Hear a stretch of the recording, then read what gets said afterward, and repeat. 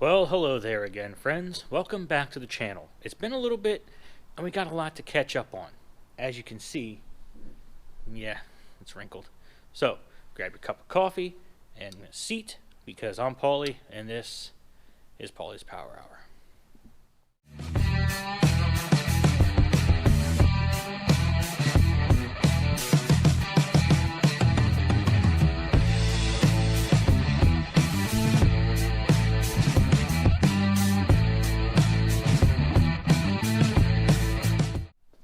All right, so here's what you missed. The poor Malibu. I kissed the back of a box truck. Actually, what happened was he stopped short. I looked over my shoulder because we were merging onto a road, and by the time I looked back, he was stopped and I hit him. So, you know, my great-grandpappy always used to say is, crap happens when you party naked. So there's nothing I can do about it now. Now I got to fix it. So what's the way forward for this? My original thought process was go ahead and just get whatever parts I could get, right? Like, it doesn't matter what color hood or fenders, even if they're rusty, who cares? Make this a real, like, rat rod. Giant turbo and just shoot for the moon, right? But I'm also almost 40, and I'm a little bit more responsible than I was when I was, say, 20, 21. And I realized that if I shoot for big power like that, okay, I have a bench seat and seat belts from 1979. There is no track that is going to let me on there with that amount of power and that little safety equipment. Even with this engine the way it is, which is basically how it came from Hot Rod Garage, I'm pretty much at the limit of the safety equipment that's on the car. Yes, Tony Angelo did a brilliant job of sliding it around, but if I want to be like official and go to a track and do this stuff, I need an upgrade in safety equipment, which then led me to, then why am I just going to slap it back together and make it look like crap? I am not painting the whole car yet. So here's what's going to happen. The whole front end is going to come off, and I have new parts, which I'm going to show you in a little bit. Fortunately, if you look, I did get lucky. So the bumper of the box truck obviously came over the bumper, hit this, something tagged this and bent this up. It's all right, I have a new one of these. I do have to hammer this down, grind it out, weld it, no big deal. Core support, trashed, right? Cool, I knew that already. But there's no frame damage, thank goodness, aside from this, right? No frame damage. Which means when I put it back together, the car is going to be pretty straight. I mean, thank goodness, right? So as far as accidents go, I got pretty lucky, I think. Really, it's just front sheet metal. I can't open the passenger door because the door would hit this and it would crease the door over. So what I'm going to have to do is once I get the hood off, I'm going to sawzall the fender right here and push it back in so I can open the door because there's a bolt right here that you can't see. And then start putting the front of the car back together. So that leads me to parts. So here's a header panel. I've already got it in primer. You've seen me do body work before, and you're going to see a little bit more of it because there are some other things I got to finish. So here's a header panel. Here's one fender. This is almost done. We're gonna finish this one up together. Got a couple of things to finish. Here's a hood. This is the underside. Everything in the engine bay is going to be semi-flat black. So that's a choice that I made. The inside of the fenders, the back side of the header panel, all of this I painted. It is going to be semi-flat black. So when you open the engine bay, I'm going to put the lights back in there, but there's going to be no other colors to detract from that purple engine that I have in there with the painted coil brackets and everything. It's going to be just all one uniform color all the way around it. Boom, perfect, right? Along with the header panel, I have this, which I painted. This is chrome paint, and I'm going to paint something else with this. I'm going to show you how I did it, because this is mint. Look at this. This is a lot better than it looked when I first started, and it's going to be good enough for government work for now. I do have another fender here in the office. So this one is already ready to go in primer. Body work done on this one. Here's my new core support right here. Battery tray, hood hinges, hood latch, radiator cap. So basically a Malibu repair kit, if you will. Yeah, so here's my plan. Now she has been sitting outside and I haven't really had a chance to do anything with the patina. So this is gonna stay.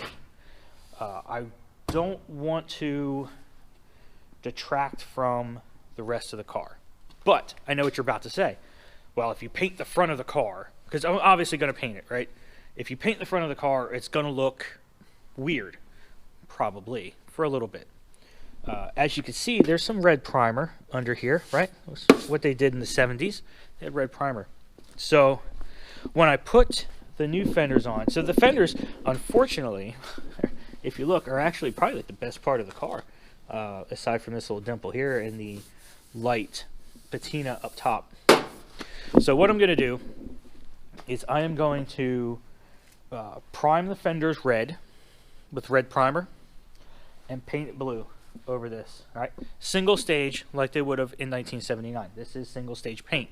This is not base coat clear coat. You've seen me spray base coat clear. We're going to do single stage as if it was from the factory. Hood obviously has some patina on it. Originally I was going to go with a flat black hood for that Trans Am look, that classic Trans Am race car look, like a semi-flat or semi-gloss black, just so it doesn't reflect in your face. But no, that paint's way too expensive for just doing a hood, and nah, it's okay. So hood's going to be blue, and what I'm going to do is top of the fenders, maybe like down in here somewhere, and top of the hood in a couple places. I'm going to prime it red, and I'm going to fake patina that stuff. Yeah, groan all you want. It's my car. It's what I want to do. All right, so after that, so the whole front, and I'm going to leave the header panel alone.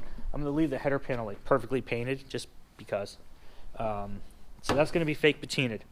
I'm going to do the David Freiberger Comet Wash with the scrubby pad on the car to take care of the patina, the rust and everything. And then I am going to clear with a semi-gloss, like not matte, not super shiny, but a semi-gloss clear.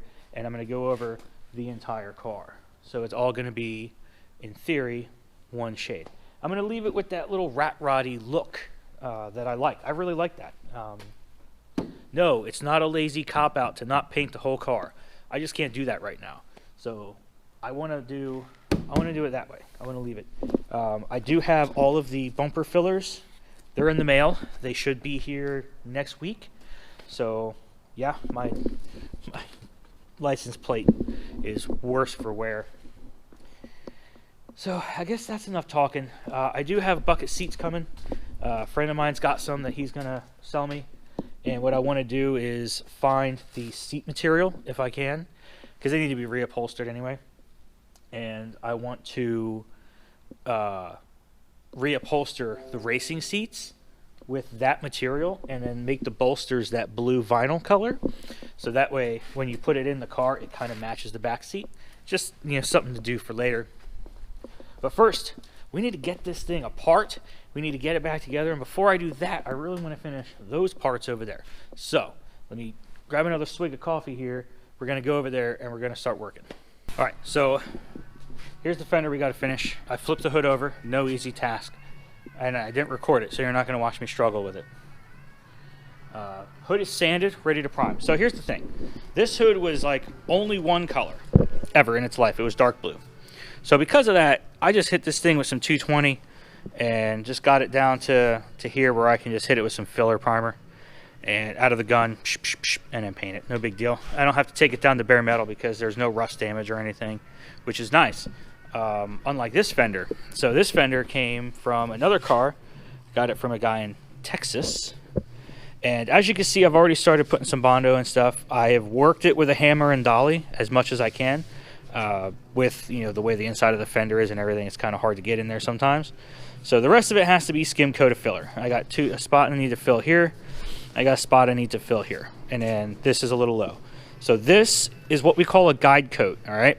there's a couple major types of primers, and what we're going to talk about is there's a filler primer, or also called a 2K primer. That 2K filler primer, it's thicker and it has a tendency to fill in like scratches from sanding and stuff like that. What's on there in black right now is this stuff, which is what's called a sandable primer. It's a little bit thinner, and it's just something for you to sand on, all-purpose, fast drying. Stops rust. Cool. But I got it in black because what I want to do is I'm about to take a sanding block with a piece of sandpaper on it, and I'm going to sand this, right? And what should happen is this should evenly come off the fender. If there's a high spot or a low spot, this is going to be a low spot. 100%, I already know that. And yeah. So what I want is this to be all off of here evenly. I'm going to have to fill this. I'm going to have to fill this. I'm going to have to fill this. And I think there's a little spot right around here I'm going to have to fill. So I'm going to set the camera up and get to work and time lapse so you guys can watch.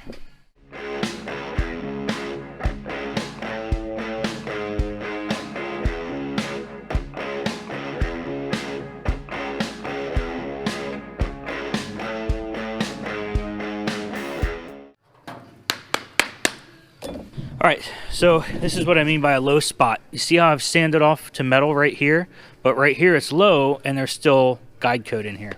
That's what I'm talking about when I say what a low spot is. So I'm just going to keep going.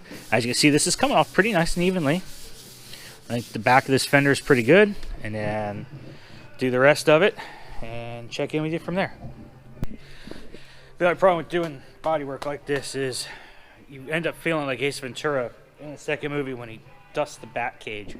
Anyway, that was a far leap. So here's what you see. You see a low spot here that I got to fill. This, I can't even feel it. It's probably going to get filled in when I put 2 coats or 3 coats of 2K primer on here. This one I can feel. I'm going to have to fill it. This one here, same thing. I'm going to have to fill this. This right here is going to get filled. It's just skim coat. These are all skim coats, right? So Bondo or any kind of body filler, I'm using regular Bondo, right? Hopefully that's not a trademark and I don't get this video canceled. If not, I'm going to have to put duct tape over it or something.